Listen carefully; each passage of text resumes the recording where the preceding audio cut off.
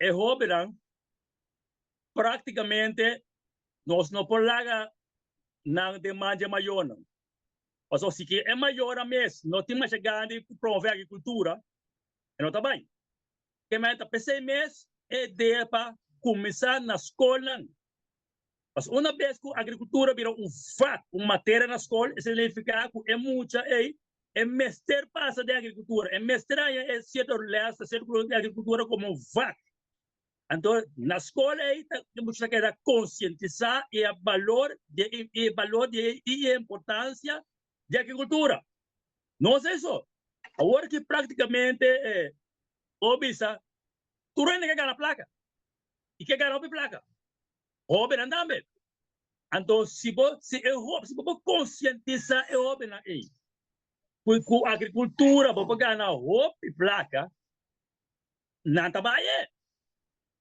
Não sei só, nesse caso, eu estava na rua em 2016, nós estávamos tendo o honor de estar dia orador na Biblioteca Nacional do projeto Green Education Symposium.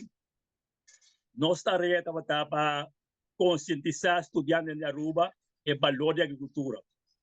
Agora, claro, tem orador de Aruba também, Hendsley Martina, tem orador de Guyana, de Haiti, tem orador de América também, então, a mim estava de Kosovo. Então, também, nós observamos durante a nossa apresentação na Biblioteca Nacional de Aruba, nós pergunta sobre o nós assinamos. Quem conhece gente que não está comendo? Nenhum país dele. Então, se tu rende, tu não come, esse significa que você ganha roupa placa com a agricultura. Mas, olha, isso é um exemplo simples, um exemplo visto. Loke está comendo, não? E ainda me está comendo para mover.